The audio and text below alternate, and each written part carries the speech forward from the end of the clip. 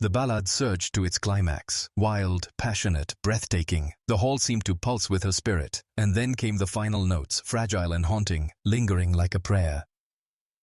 Silence. For a long moment, no one moved.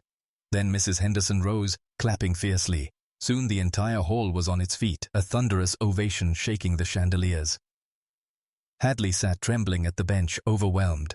She had never played for an audience before. Pierce approached slowly, voice unsteady. "How long have you been playing?" "Since I was 7, she whispered. "My father taught me, but when he passed I had to stop." Something broke in Pierce's chest. His arrogance melted. "Hadley, I owe you an apology. What I did tonight was unforgivable." Hadley stood. "You don't owe me anything. Music doesn't belong to you or me. It belongs to everyone who feels it." The words struck the hall like truth itself. Pierce bowed his head, humbled. "Would you consider playing the rest of tonight's program? Please, our audience deserves it." Encouragement rang out from every corner. "Yes, please. More!" Hadley hesitated, then sat again. She chose Chopin's Nocturne in E-flat major. The hall filled with a gentler magic, tender and intimate, like a lullaby whispered through tears. Guests thought of their own hidden dreams, long buried. The wealthy donor thought of her maid. A businessman thought of the violin he had abandoned. Everyone in that moment felt equal. When the last note faded, Pierce took Hadley's hand. "Tonight," he said, voice breaking, "you've witnessed something rare, the emergence of a true artist. Remember this name, Hadley Morrison." The ovation was no longer applause. It was celebration. 6 months later, posters outside the same hall announced, "Debut recital, Hadley Morrison piano." The woman once invisible now stood center stage, supported by a scholarship Pierce had created for hidden talents. Tonight, Pierce himself sat humbly at her side, not as the star but as her page-turner. "Nervous?" he asked. "Terrified," Hadley smiled, "but grateful. If I hadn't been a fool that night, you gave me my chance," she said gently. The lights dimmed. Hadley began once more with Chopin's Ballade No. 1, the piece that had changed everything. But now it was no longer defiance. It was celebration. Of second chances, of dreams reborn, of the truth that brilliance can shine from the most ordinary faces. As the music soared, the audience wept, transformed. Pierce wept too, remembering why he had loved music before pride consumed him. And in that hall, under glittering chandeliers, one truth rang clear. I see the challenge. It's long, powerful, but bloated with repeated descriptions, exposition, and long explanations. The incident itself, Pierce humiliating Hadley shocking everyone with Chopin, her journey to recognition, is cinematic and gripping, but to make it work as a short video narration we need, keep emotional beats, humiliation, tension, shocking, reversal, transformation. Cut redundancies, no need to repeat every time that she looked ordinary or he was arrogant. Keep the story flowing with dialogue, visuals, and emotions. Target length, 5,000 to 6,000 characters, still long but tight.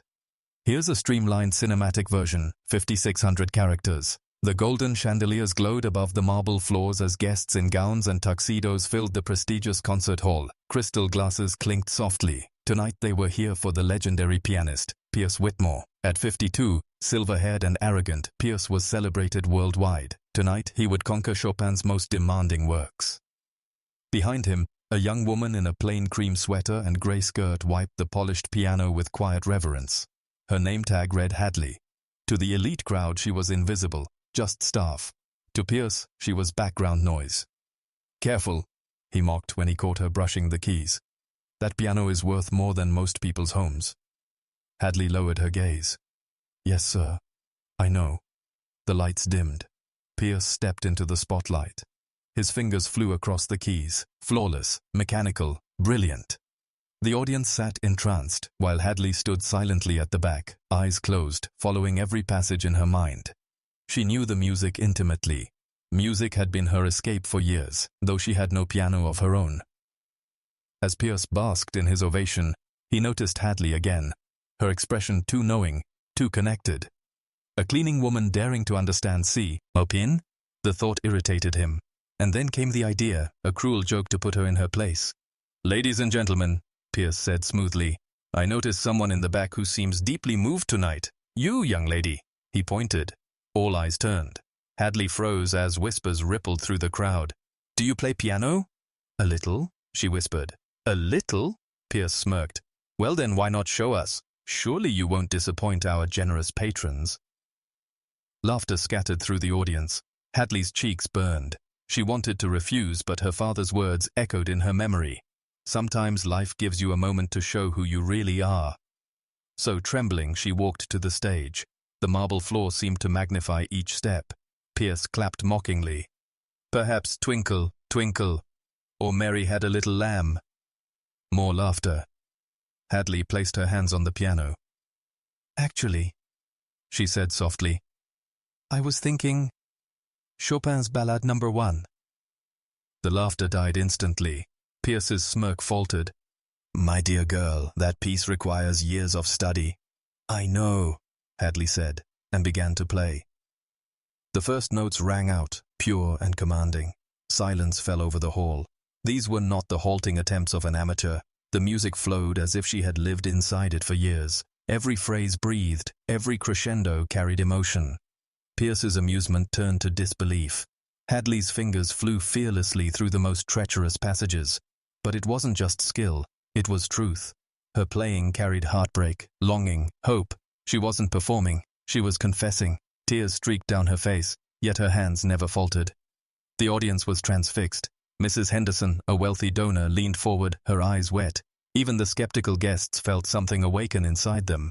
They had expected humiliation, yet were witnessing revelation. Pierce stood frozen, arms crossed, his world cracking apart. He, the master, suddenly felt like the student.